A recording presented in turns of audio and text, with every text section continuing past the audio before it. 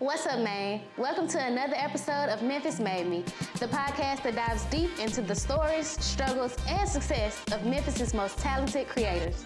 Whether it's music, art, or business, Memphis is a city full of artistic shaping culture and making waves. And today, I'm thrilled to have one of those incredible artists with me. Today's guest is a painter whose work reflects the soul of the city. From the vibrant colors to the stories captured on canvases, Jarvis is helping define the visual landscape of Memphis in a unique and powerful way. Welcome to the show, Jarvis. It's great to have you here.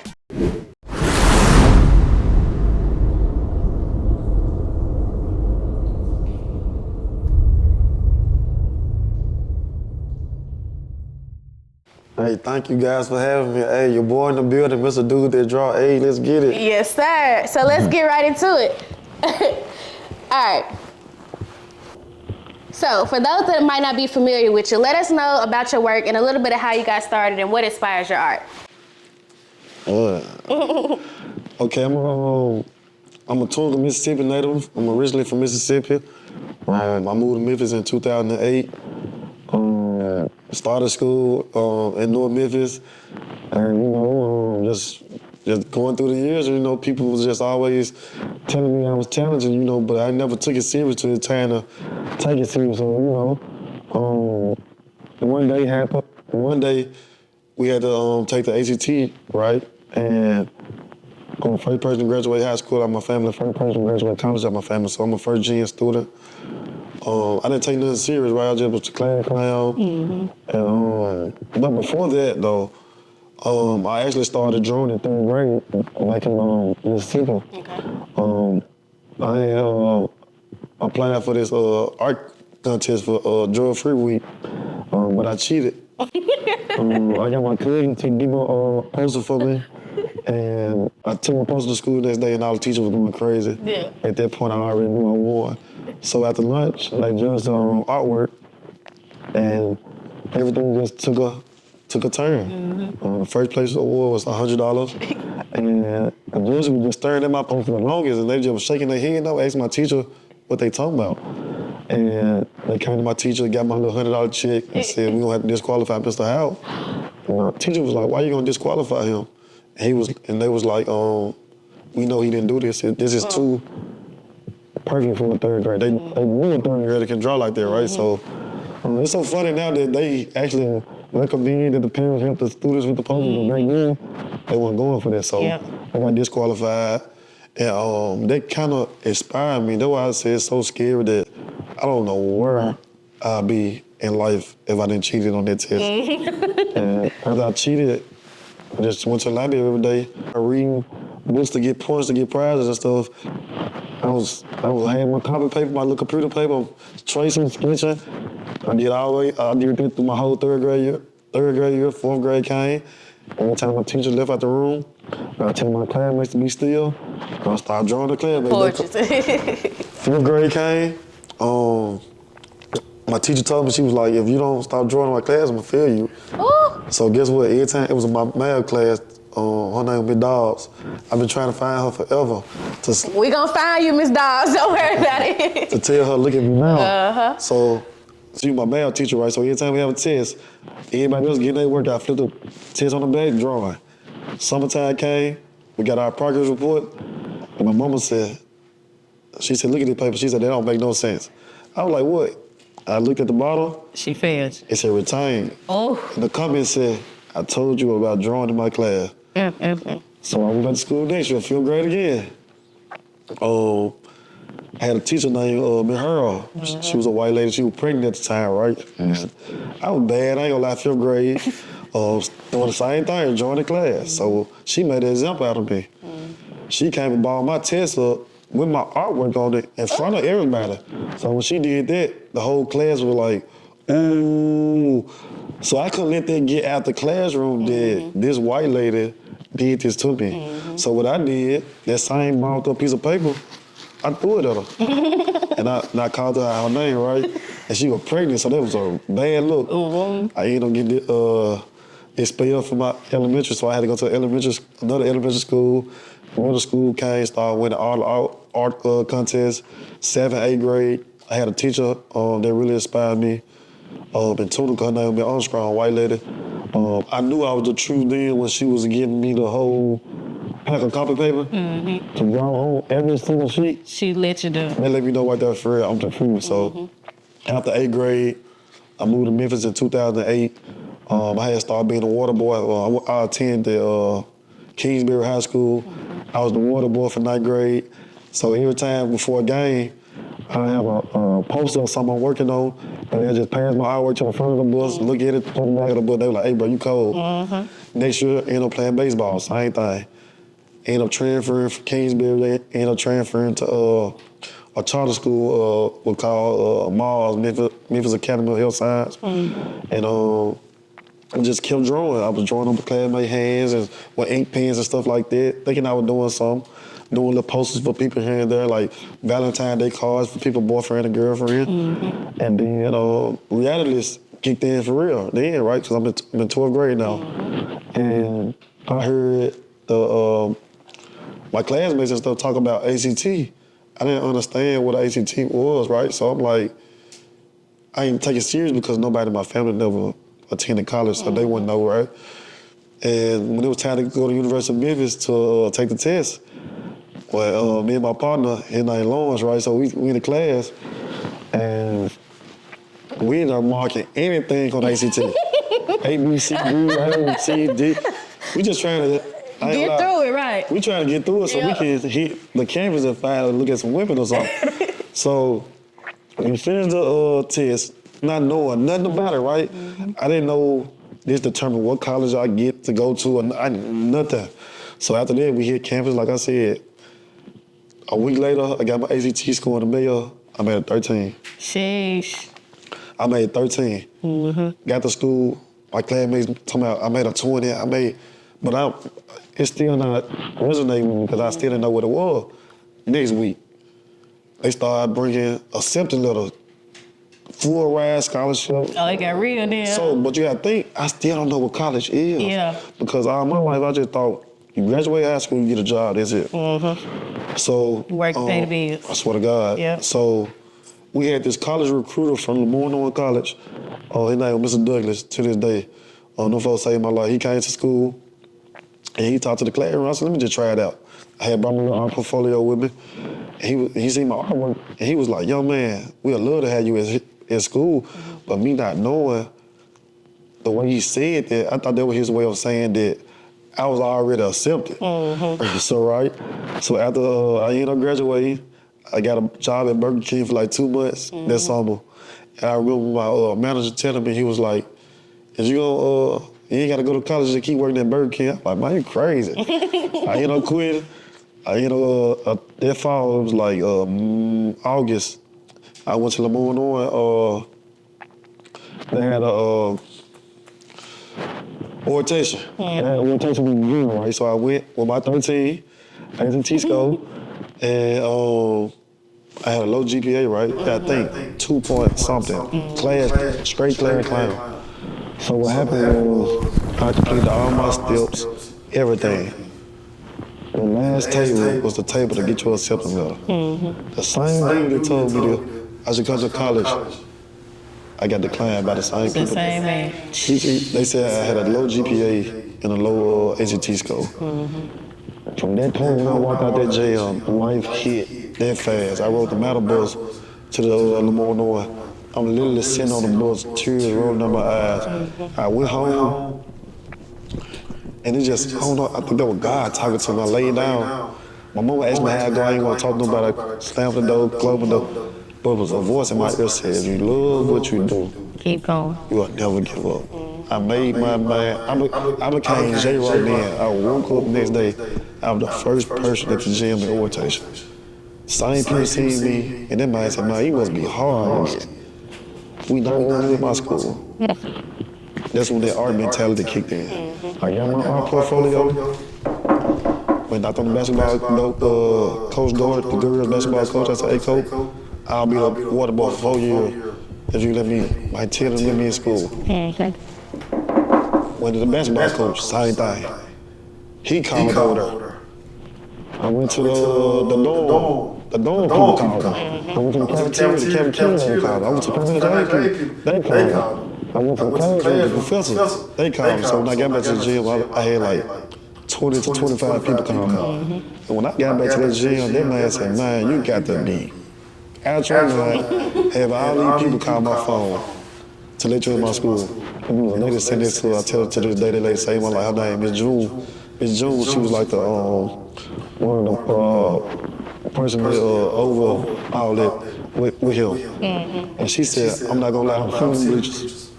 With my portfolio after all these people to call, have my hearing in. She said, young man, come here. She said, young man, if you did the time to go to school, you the type of people I wanted in my school. 2 days later, I had my symptoms up. Just by me taking the initiative to do that, because I did not know what my life was going to look like. Like, that lady saved my life. She gave me an opportunity. Yeah. She was one of the first semester what I did. Still played, still didn't take nothing serious. Sheesh, that was your time to shine.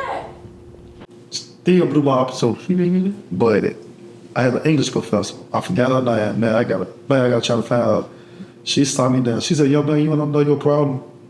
I said, yeah, just fine. She said, not the fact that you don't want. She said, it's the fact that you don't pay attention. She said, you get all these people here laughing, but guess what? They laughing at you. She said, have you realized what you joking? They can't work, and you lie. She said, just do me a favor. Get your work, and then make a laugh. So I tried it, right? For the first semester flew by. We went to this building, the second semester, where they had all the freshmen in there. They was actually calling our names to come get our transcript, and they read our GPA out loud. And they were like, Jarvis Howard, 3.0, I didn't get up. Then they looking at me and said, son, come get. I said, You shy. That can't be me. So that point on, she said, young man, you can be her name is Flowers, financial aid lady Lamar on. Young man, you can be the president of the United States if you want to. I seen my name on that 3.0. Sky was the limit.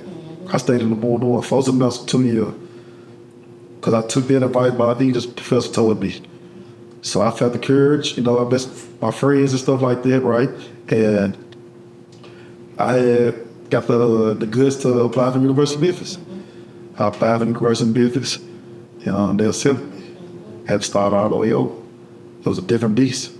At the time, in the morning, I still was drawing, but it was just like pencil drawing and stuff like that, wasn't it? I ain't started playing in 2017. Jeez. So I transferred to Memphis 2015. When I got to Memphis, I never in my life seen that many people. The board on, you might got your cool 500 people. Yeah. People look like you, everybody cool, we family. The University of Memphis was a different ballgame. 2 years, I walked around campus with my portfolio, same portfolio I got into the morning. The goal was to walk inside the University Center and promote my work. The devil, it was in my head saying, don't do it. I don't like it. I did that tweet. Attempted to do it. And you stop. I was shy. Attempted to do it, don't do it. That voice was in my head. I went back to Mississippi. All of you Mississippi has a really reality check, right? Just say, hey, if y'all don't do this, then you're going to put it. So, man, that fall, it was like 2016. It was at the end of 2016, spring semester. I went home and I said, man, this came in life. Something gonna have to happen. January hit, fall semester in University of Memphis. We got something called convocation where all the organization, all the priests outside of the campus, everybody in their mama outside. So, I just said, J-Rod just tried. I hit the crowd watching. I was at the Congressional Center, I seen the basketball team. I don't know who I was when I walked in. This shy person was, Oh, no. You ready? Man, I don't know how I did it, how I see it. I just started handing out artwork, saying, hey, bro, I do your tattoo design, I do this, blah, blah, blah. They're like, hey, bro, cold. So they followed me on Instagram. I did this for like a week straight, so everybody started getting buzzed. I felt like, man, he the truth. But what I did too, though, that year, I played smart, so I was booming on social media. Then I had like 70K. University of Memphis was like at 65. So when they post something dealing with the freshmen that coming in, I ain't gonna lie, I go, Oh, you can get a friend. So I was doing artwork dealing with University of Memphis and Italian and all that. They cold, so they got they like, hey, bro. It's like RZA. February came. We had something called Black History Month. They had some kind of Mahogany Award, and they had a Artist of the Year Award. And we got that. I'm still in here because I really shy out. Nobody would know me like that. I applied and I won. But when they called my name, Yep. 2, 3. and I had but you were going so well. Hey, what is that? But yeah, we got some real But I still gotta answer your question though. I ain't want to jump. No, you're good. That's what I want. Like, for the straight down. Exactly. Everybody else be getting straight to the point. Nah, give us some detail. Like, nah, give us some detail. We gotta make this. How the brand became do their job, right? So I heard some girls on campus one time, they weren't trying to talk to me. They was just like, girl, who is that? They were like, I don't know who it is, but I just know that's the dude that be drawing.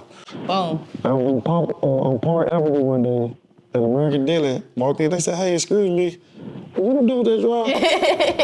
Well, I went back to my dome, I'm like, oh, that shit sound great. Yeah, that's all. Man, you keep saying, I said, well, you know what? Well, I'm gonna get my business. Do that drop my business, right? Not only did I make do that drop my business, I just started my own art organization on campus. I had an art organization. Me and my friend, Jonathan Harris, he a Q-Dog. He plays at the University of Memphis. We started an art organization called AOC, Artistry on Campus. We wanted to bring all visual artists together for one common goal. Because you know, the University of Memphis, they was big on you are the public. You black, you don't matter. You just come here and get your degree to out. So we had an art museum, but we felt like it was predicated towards the white. So we wanted to bring the artistry to the forefront with blacks in front of the campus. So we used to have the art shows in the yard. I'm talking about everybody coming, every artist. And then the president heard about us. Like Dr. Rudd, former president David Rudd, reached out to me and said, hey, young man. No, what happened was my friend, young man, like, photographer in Memphis. He gave me the idea. He said, hey, bro, I think you should play live at University of Memphis graduation. I don't think they're going to work. Bro, I went and did that. I put up Twitter. And I was booming on Twitter at the time. The president reached out to me at U of L. Hey, young man, bring that paint to my office this week. I want to buy it. I took the paint to him. He bought it for $400. And I let him know I had an art organization on campus. He said, man, I want to help y'all. He gave me the permission. He said, man, come up with an idea. You want your people figure out how many people you're going to have working on the project and what y'all want to get paid. He paid us $5,000. We did the mural on Highland at the Animal Hospital that said, I love Memphis is blue. All that. We did that. You did it? Yeah, we did that, right? But him giving us a job just by us having the art organization on campus, he commissioned us to do that. Then we tried to branch out. We tried to bring everything visual, everything that's dealing with the arts. We tried to bring in people that do poetry, music, and it kind of stirred away from. And then we ended up falling off. We counseling, right? But being my partner, Jonathan, I call him Tip because I just tell you usually like T.I., so I call him Tip. We end up started doing personal work together, right? This lady reached out to us, I forgot her name, at the Old Court. She does paint one of those little plots by the parking lot. She was like, y'all come do that. So we called ourselves like stepbrothers. We tag team everything we did. That was literally the first little wall I painted. Then there was the other girl inside the mall, her name was Christina. She had a print shop called 901 Customs and Images. She let us paint a mural. Then brought the mural together with it. The same lady that let us paint the plot outside, she let us do. And so me and bro literally had 3 murals we did together. And he started doing his own thing, I started doing my own thing, right? And that's when I took out, started doing my own. And next thing you know,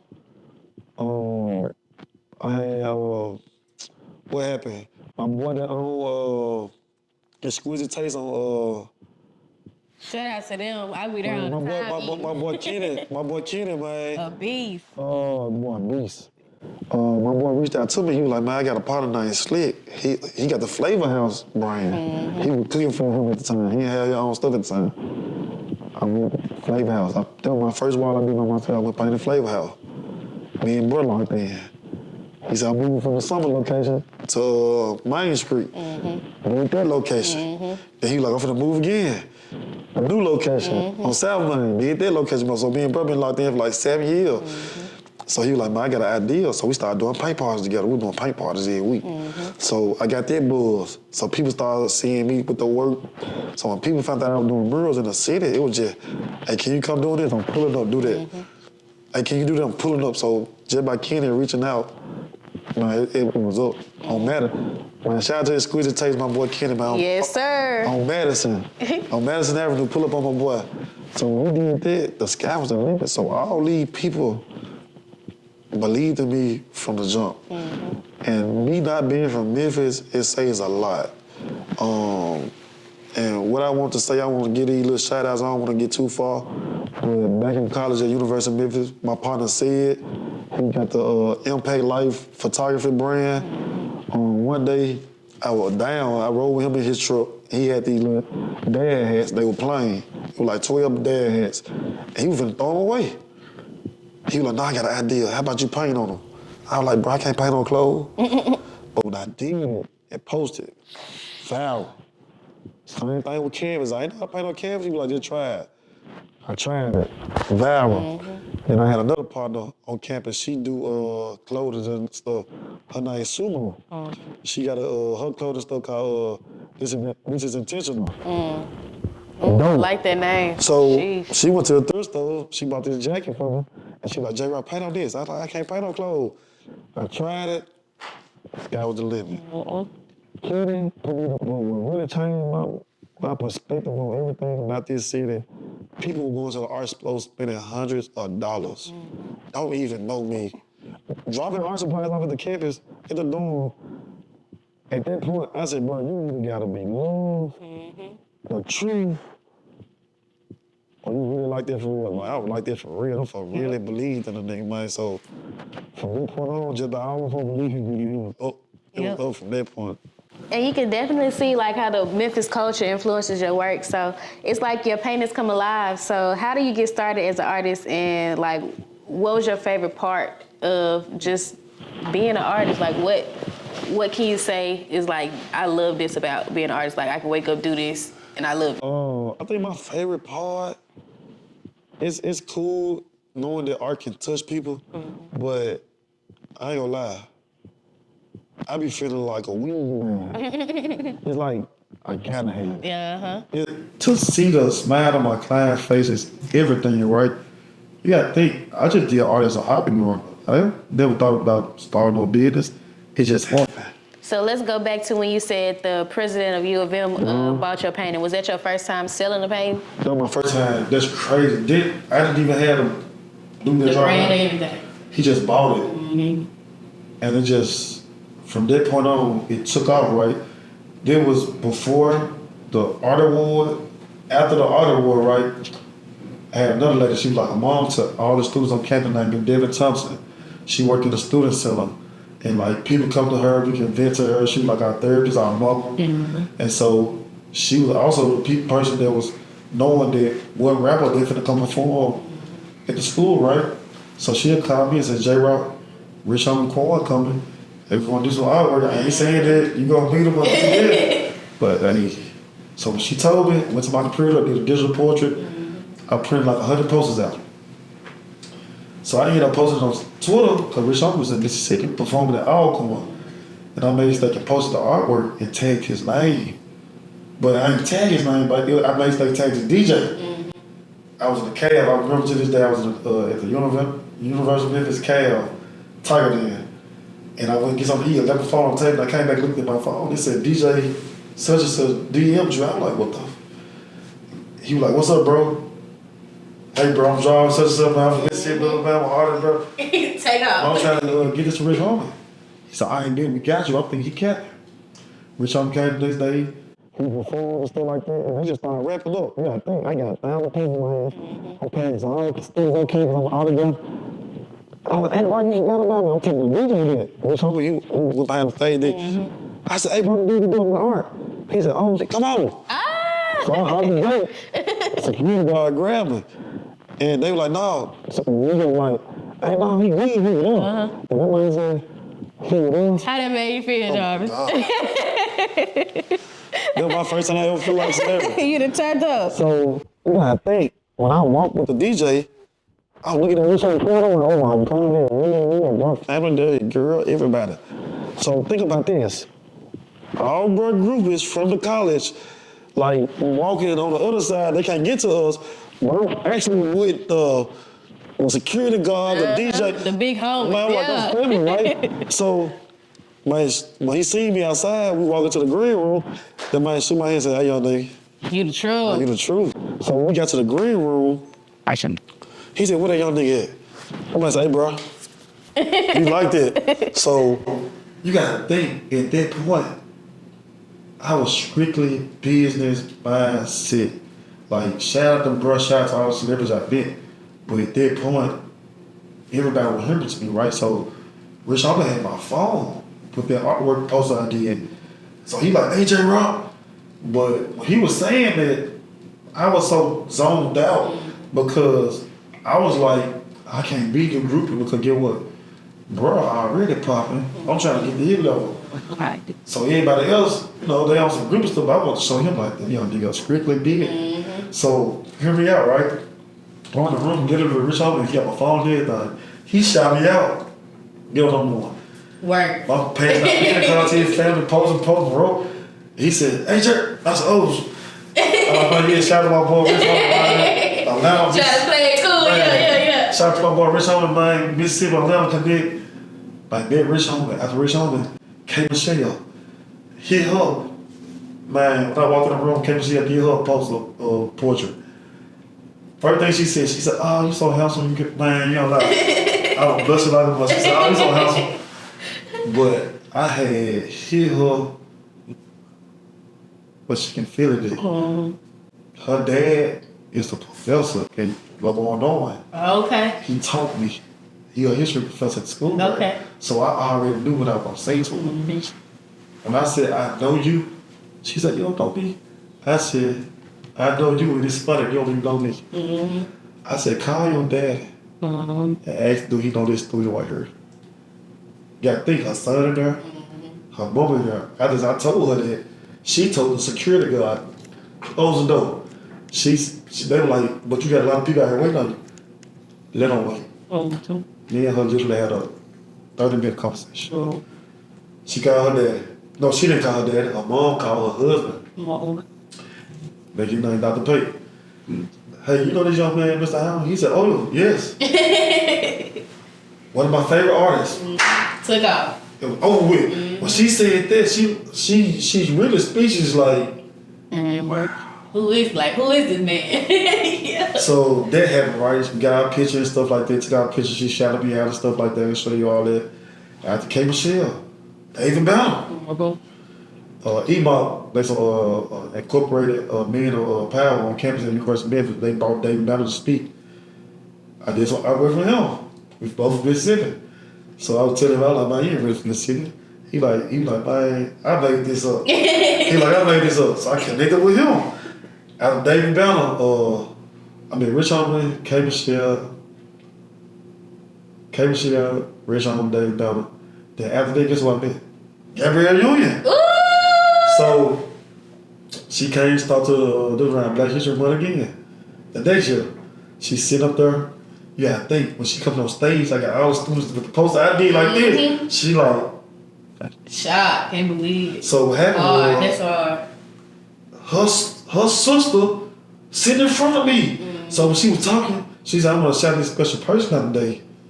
And so when she pointed, I'm telling you, when she pointed, it was like she was pointing. So she already knew who you were? No, she didn't know me. No, she didn't know I did nothing. Okay. But when she pointed, she was actually pointing at her sister. Okay. But the way she pointed, it looked like she was pointing. Everybody looked at me, I'm like, no, she ain't. But that instinct popped in, right? So when she pointed at her sister, I looked at my partner, They like, It's J-Rock. your time right there. You better reach up. Do it. So after the event, I said, I don't be no old. I don't be disrespectful. I'm talking to her sister. She was like, I was like, my name J-Rock, I'm an artist on campus. I'm showing her work. She said, you did not do this. I'm showing her proof. She said, oh my God. She said, she didn't say, what's your answer? She said, what's your number? Ooh. What's your number? She said, when I get out there and everybody come down, we get in the room, say, I'm going to call you. Man, I'm outside waiting on the lobby. I'm like, man, she ain't gonna never call me. Man, California number call. I'm like, man, what is my partner? I'm like, Bert, your answer. Hello? She's like, hey, this Gabby's sister. We ready for you. Ready. Bro, I walked in the room with all the people that were fans and groupies. When I walked in the room, going to the front of Gary Jr. was, everybody like this. Yeah. I felt like I was a celebrity in that job. Man, she autographed, show you everything. She autographed my stuff. She said, you so talented, King. I didn't even say 2 words. I said, you gonna see me again? She said, I believe you can. Because I already had and still to be what celebrities like. What's the point of me sitting here chilling with them because they don't know me? I get my shout out, I get my autograph, and get some pictures. I'm out their way. It just look good for my Instagram. People like, these people ain't paid me to paint no picture. This is just a publicity stunt. It just help my page look good, show them professionals. It just show that little stuff like that, right? After meeting her, I'm sorry. It wasn't Gabrielle Jr. It was Making Good. Making Good, sister. I'm sorry, Making Good, sister. But Gabrielle Jr. came the next month, and she didn't have to come to speak on the same tip. And I didn't get a chance to meet her, right? But I had did some artwork for her, and I gave her a Black History coloring book. And I trusted a fellow peer colleague to give it to her, which they did. Went to my dorm, I posted on Twitter and said, I hope you got this artwork. And 30 minutes later, man, she posted and said, I got this, just said this to me on the plane. And when I seen that tweet, I screenshot that bad boy about 100 times. and that's it on camera, the folks like, hey, bro, you truth. Yep. Rich on David Brown, Vic Good, Gabriel, you know what I mean? It was us for now. Yep. I love this story. It's definitely about being resilient, and Memphis definitely is a city that does not hold back, and that's something that we lucky to have in our community. So when it comes to your art process, what's your typical routine, and how do you work on the painting? Do you take breaks, or what do you do? I'm glad you said that. I'm Mr. Stars and Finish. I don't believe in anybody that want to come to a project with me for future references. I tell people don't call. Mm-hmm. Like when Amazon fly me out to come paint, I don't believe in going back to the hotel. I came out here to get the bag. Mm-hmm. I could sleep when I get back home. Period. That's it project. When I started painting the wall, it's start finish. I don't believe in taking on breaks. Folks say you still play, I'm still playing. Mm-hmm. This is how I pay my bill. This is how I grind. This is how I provide. No breaks. So when I do a canvas, of course, before I do any wall, any canvas, any art, I like to sketch out my design on my iPad first, right? So sometimes I do some freestyle artwork, just here and there, but 9 times out of 10 when I'm doing something for a client, I like to show my client what their wall gonna look like, what their canvas gonna look like before they buy it. So I do the sketch on my iPad, and so it's like 3 different skills, right? You gotta know how to do the drawing on the iPad. Yeah. Then you gotta take that design on the iPad, get up a calendar pencil and sketch that same design you did on the iPad on canvas or a wall. Now another skill is, now you gotta go either paint that on the canvas or paint that on the wall. Mm-hmm. So those are 3 steps. And then what's so funny about my art, right? Everything, it gonna look like exactly what I did, but it's not gonna be to a T. Cause I'm not a pro, I'm not a computer, right? So I love doing everything freehand. Cause it's still art. It's like actually freehand art. I use no projector or nothing like that. I'm not saying there's nothing wrong with it. I just chose not to. I like everything I like to do is just like to be authentic as possible. Use that mechanical pencil, sketch everything, and it was so funny. When people like, oh my God, it's so beautiful. That I'd be like, you don't know how this stuff right here, there, you can point out the little details. But the goal is, even though I messed up, the goal is not to let my client know I messed up, right? You can turn any mistake into artwork, right? And it's never a mistake. Like say, if I do something drip too far, I said, Period. it's art. Let it do what it do. Yeah. You know what I'm saying? Because at the end of the day, they're gonna be so drawn from the whole outlook of it. They ain't gonna be stunned on you talking about. And that's really pretty much the process for me. And during the process, I actually like to get my clients feel good. I get on the brush or something like, there you go. They be like, oh, guess so? Mm-hmm. I ain't standing in front of the goat. Yeah. I'm gonna say that again. You stand in front of the goat.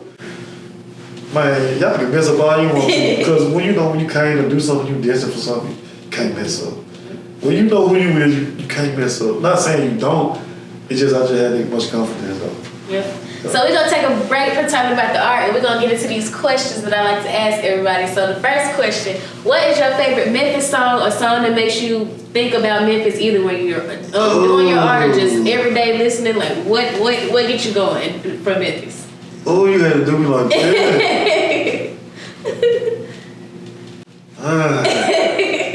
Just one?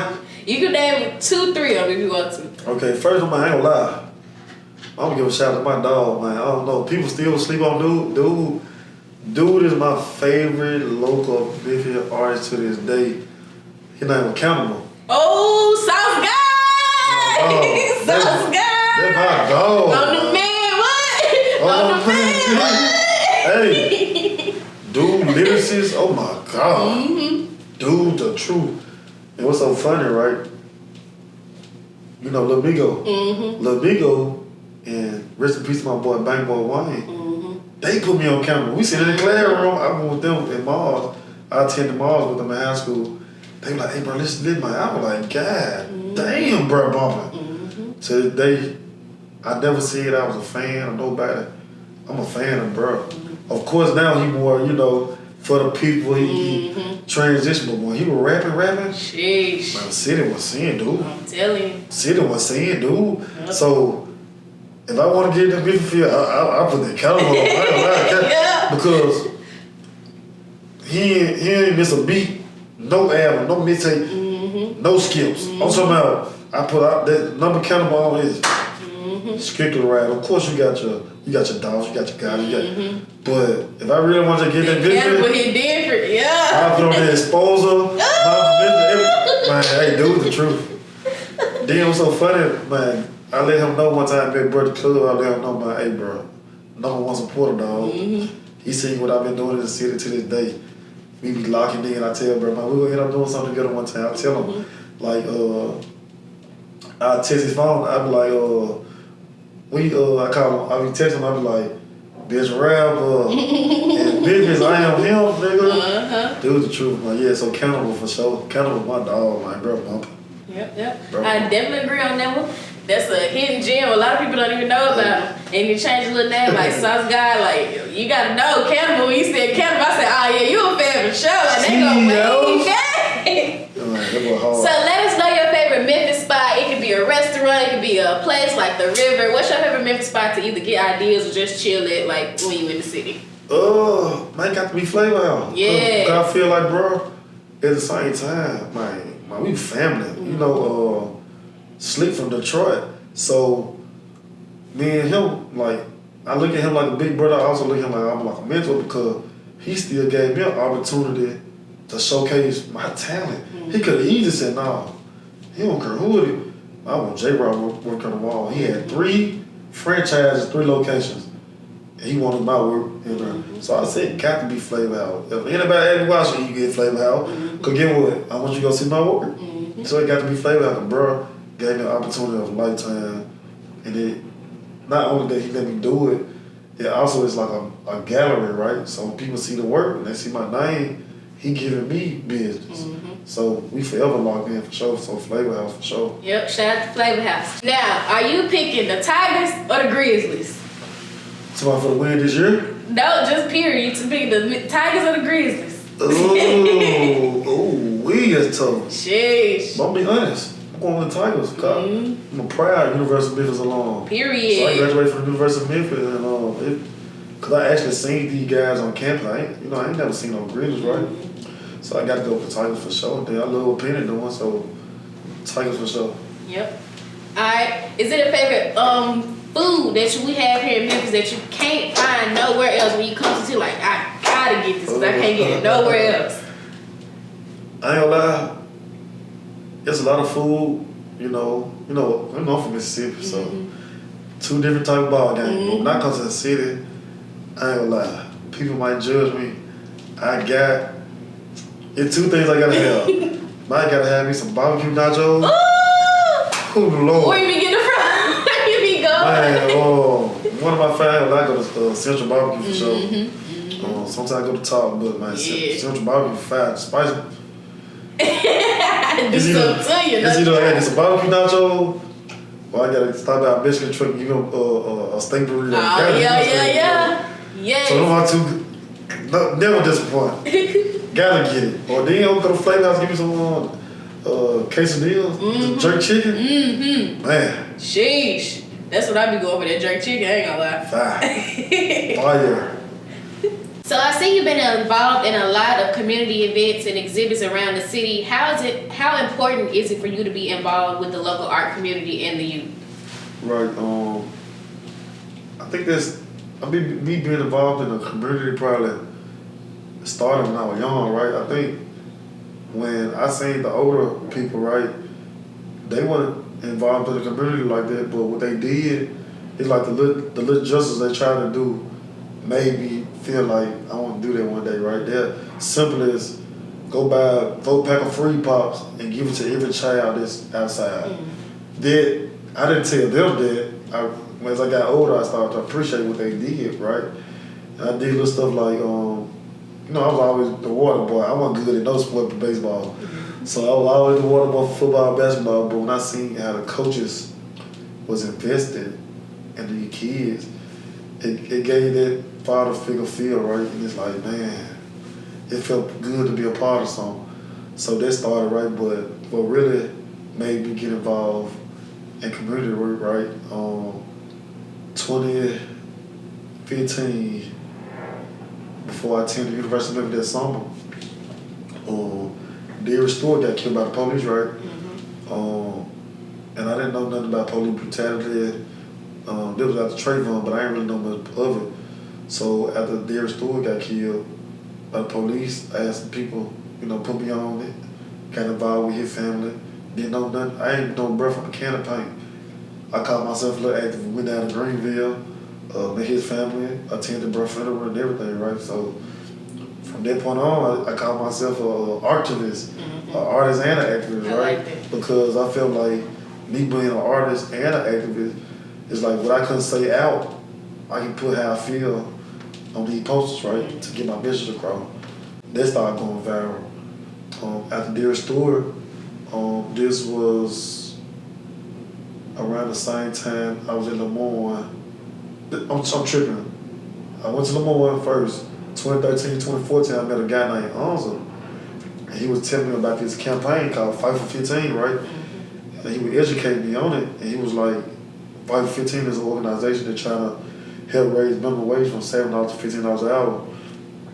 And it was dealing with fast food workers, and all I could think about was my mom. And I was like, I remember my mom working fast food, trying to help provide for me, my little brother, and my sisters. And I was like, I'm gonna do it for the black people, and I'm gonna do it for my mama, right? It just to give me something to fight for. And he was telling me, he was like, we going to St. Louis tomorrow. You wanna go? And I'm like, nigga, you lying. Ain't nobody finna take nobody to St. Louis for free. So they pulled up in vans, school buses and vans. And so I had asked, I was the type of person, I went and asked the president of the school that was going on at the time, can I skip class and go? And they were like, if you go, you'll get kicked out. But at that point on, I felt like an activist already, and I ain't even did that much work. I went, and what I did, I just started promoting around the school. I recruited them to come, and bro, come. So we had went to University of Memphis first to help the minimum wage workers there, like all the people that work inside the university, like the fast food, to come outside and protest with us. We protested at University of Memphis, and then we went to St. Louis. We had UAPB. They came with us and everything, right? So we on the bus, playing, having fun. You gotta think this right after Mike Brown got killed. So we got off the bus. I never in my life seen white and black. Locked arms, hand tied together. It felt like a real movie. Police cars. There was so many people, police cars couldn't even go. People standing on police cars, rocking the police. I'm like, it real. Somebody said, hey bro, look up. I looked up at the sign, the intersection sign, and that just said Ferguson. I said, bro, ain't no way we in Ferguson when Mike Brown got killed. Because it was a local McDonald's right there, we were protesting it. And Mike Brown filming with there and everything, right? So they had the little car and everything, Mike Brown painted on that, this. Time going on, this was people getting all late, right? So I got done protesting at McDonald's, it was like 9 o'clock. We just started walking. Somebody said, hey bro, you won't believe, we in Mike Brown hood. I'm like, man, you lying. Man, every black person that lived in that neighborhood was standing outside clapping, because it was like 1,000 of us. And as we got closer to Mike Brown got killed there, right? My heart just was, because I didn't know black men would get killed like that by the police. As I got closer, I began to get tongue-tied. It started to kick in, get some real, couldn't breathe, because I never seen this where I'm from. When I got up to where he actually would land, I'd never in my life seen teddy bears this high, 6 feet tall, 6 feet wide, teddy bears, right? You're trying to talk and you shake it, it felt like I was there the day. That's how surreal it felt. And they asked the students, right, from them college students out here, anybody want to speak? And I raised my hand. And they gave me the microphone. I wanted to say something, but words just couldn't find them. It just couldn't come out. I was dead speechless. Like I'm talking in my mind, but when I open my mouth, words are not coming out. From that day forward, it changed my life forever. I knew then I wanted to stand up for something. I wanted to stand up for what I believe in. Even if I know my peers, family members, whoever don't support me, you ain't just stand for something, you're gonna fight for anything. But when it comes to that police brutality, giving back to my community, I'm standing up for it, and I don't care who with me. And from that point on, we started protesting everywhere in Chicago to raise minimum wage here, there, here. And we ended up doing protests in Memphis by the health science building while the nurses and stuff hit. To this day, I can see a picture. You know that Nathan Bedford statue that was over there? I was with them, 9-on-1 takedown, Miss Tammy Sawyer.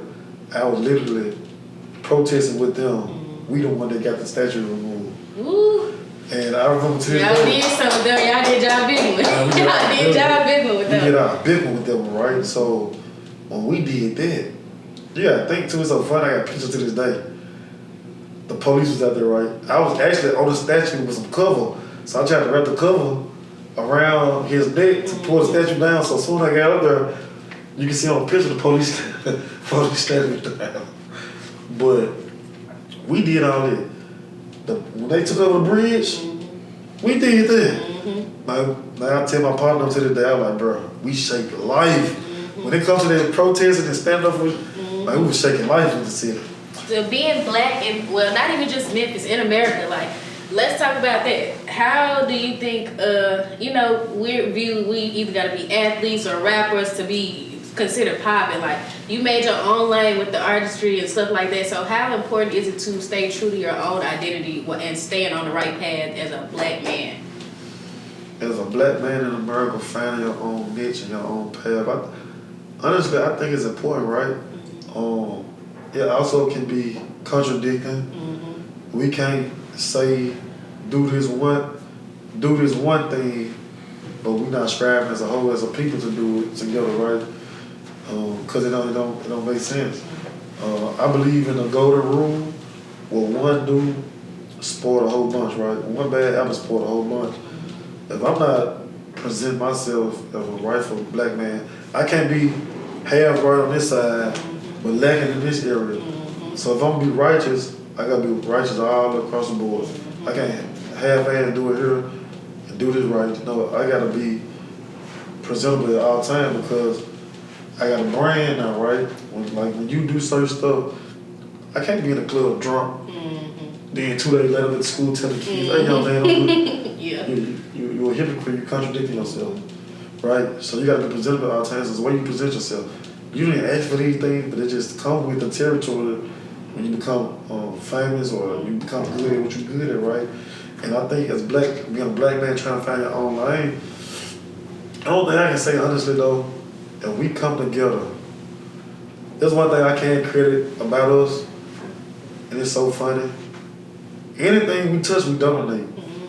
Facts. Even if it's positive or negative. Chess, anything, like simple stuff. Come on now. We gonna be the best at it. Even if it's negative, we gonna be the best at it. The only thing I just tell the young people out here, whatever you good at, or even if it's negative, like we give an example where if you like to shoot, turn the negative into a positive. Go to a shooting school, join the army, go do this. Go to the shooting run.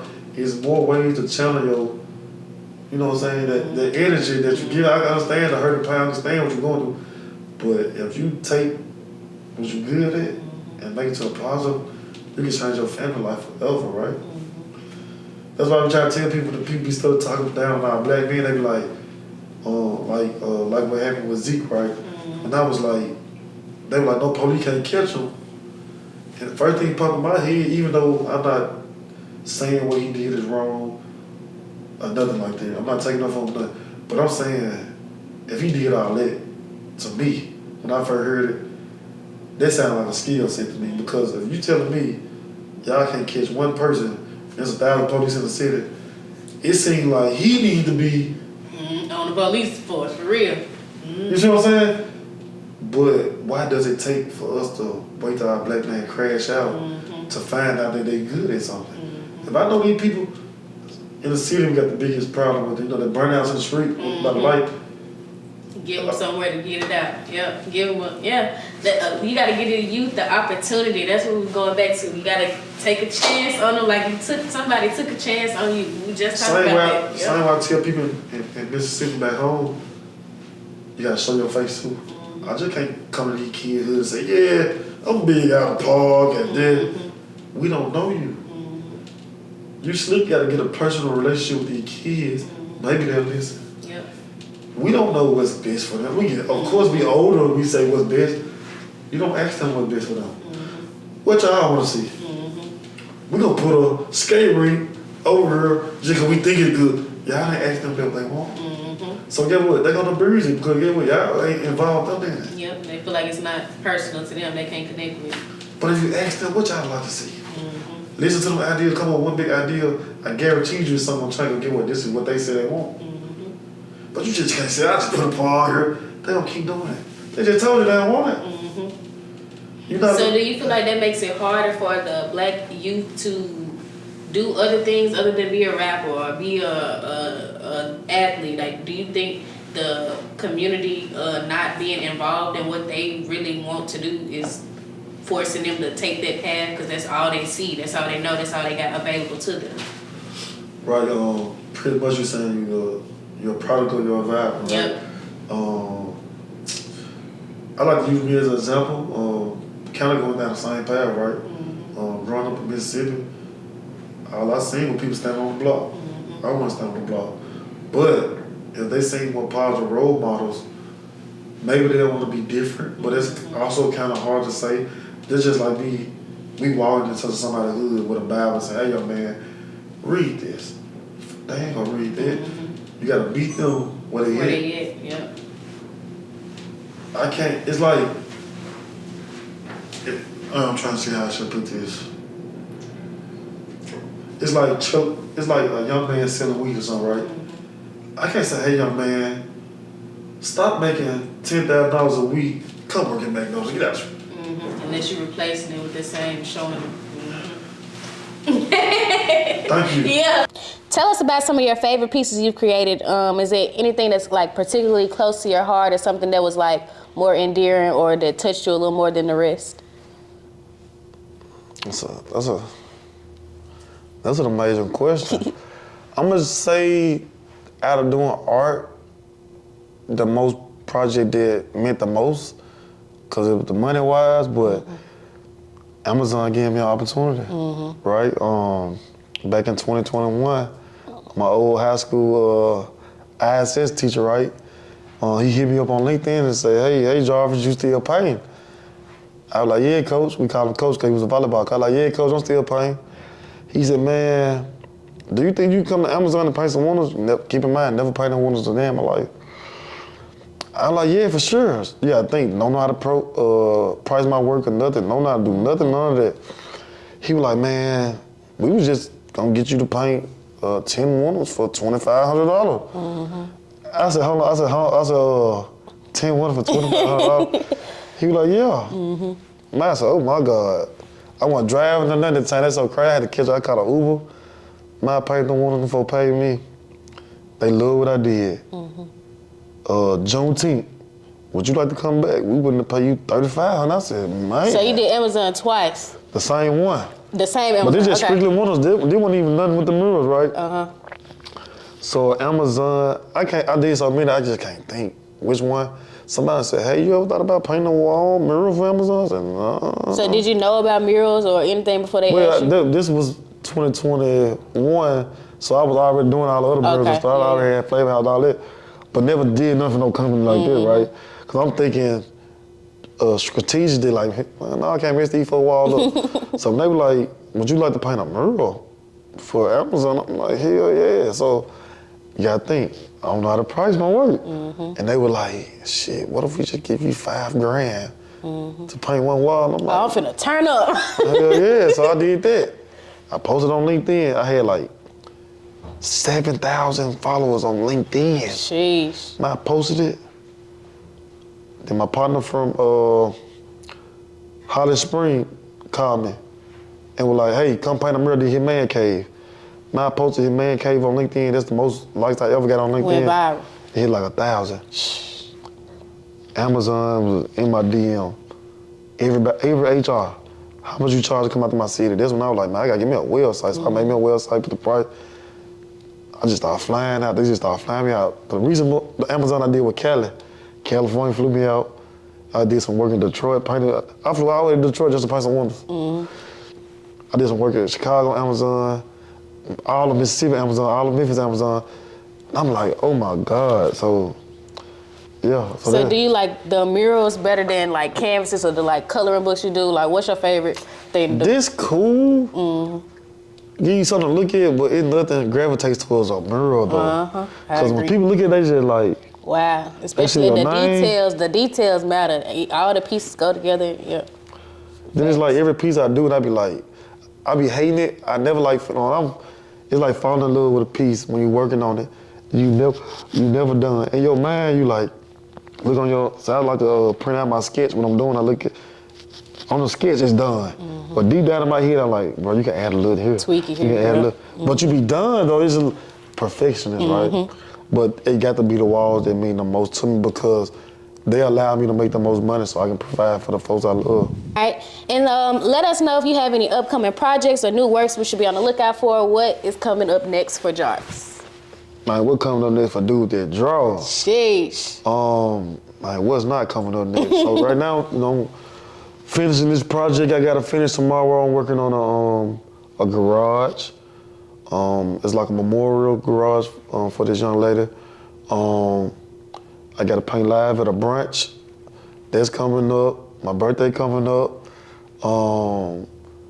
I got a lounge in Mississippi they want me to come paint. This lady that do a print shop, she want me to come paint her windows. Pretty sure after this interview, more interviews to come. It just, whatever come, I just take it and run with it, right? So a lot of people find it weird. I don't believe in goals. Not saying it I don't believe in planning nothing to be like, this is what I want to do in life. I always live my life like, if I know I'm giving 100% every day, whatever outcome comes from giving 100%, I'm cool with it. I can't say, man, I want to go paint in New York. But if I know I ain't doing nothing to get to New York, I'm not finna say that shit. That shit waste of time, waste of pen, waste of paper. I'm not even put that in my mind. I want to do this in life. But if I ain't put no effort to even get there, what the fuck is I'm saying it for? But what is one thing that you haven't painted that you look forward to painting? Ooh, what? Like cars. I think that'd be dope. I told my partner yesterday. It's so funny that you said this. I said, bro, let's go to a junkyard and get cool with somebody that own a junkyard, and let's have an event in the junkyard, right? If the car's already messed up, what if we actually just go make an ugly car and just put artwork on the side of the cars, right? It'll be like a sipping paint, but it'll be we teaching people how to spray paint on cars that mess up. Why not? Why not? Because I feel like I'm gonna speak that to existence. That's exactly what I want to do. I want to do that, and I want to do something called a trap and paint picnic, right? Just imagine you outside the picnic with your friends. You got the blanket. Everybody got their drink in some styrofoam cup. That's hard. Vibing. I feel like that'll get off. So them two things I think I want to pull out this year for sure. All right, so our last question. Who is somebody in the city or just somebody who you have not done work for that you want to get your work to or you hope to see your work one day? Okay. I want to actually collab with all my artist friends, but right now, like I want to do this on this interview because I don't let people know it's no hate, it's nothing. I want to give a shout out to my girl Teasy, man. Teasy for sure. I've been seeing she been going crazy. Teasy, let's shave my gal. Ooh, she been going crazy. I remember when Teasy first started, man. Can measure Teasy now. I told her, she text me, she reminds me, she said, Rock, we gonna be bigger than big. She a beast. Like we bigger than big, man. I told her I'm proud of it. There's no hate in my heart. I'm forever proud of her. Anybody that cool with me, we do art, it's no competition with me. I like to see all those win. But yeah, I think one day I would love for all my artist friends to come together and collab. And because we coming from the rapper here, the rappers got to sit on lock. I'm telling you. But the people that paint and draw, we can let them folks know like, yeah, we hard too, we coming too. Put it in their face. We put it in their face. But I do want to do some work for like the Grillies or something like that. I ain't begging for no opportunity. I'm done begging for opportunities because I think your work speaks for itself. No, I swear I just finna say that. I think it speaks for itself. Don't have, come on now. Yep. Only thing I do is just get my foot in the door. I just need the opportunity. Yep. Absolutely. And for everybody listening, make sure y'all check out Dude That Draw, y'all, and his incredible work. You can find him on Instagram, Facebook. Go ahead, give me your social medias where they can find you. You can find me at all social medias at JRock Jarvis. JROCJARVIS. And I want to give a huge shout out to my gal for inviting me to a podcast. We going bigger than big this year. For sure. More dope interviews on the way in. Man, you in the city, man, I just hope this inspires you, bro. I don't care what nobody tell you that you can't do. What them folks say when they go drink? Anything is possible. Anything is possible. Thanks for tuning in to Memphis Made Me, y'all. We'll be back next week with more stories from the heart of Memphis. Until next time, Memphis Made Me a podcast host, y'all. And Memphis made him a artist, and made me do their draw. Okay? Let us know what Memphis made you.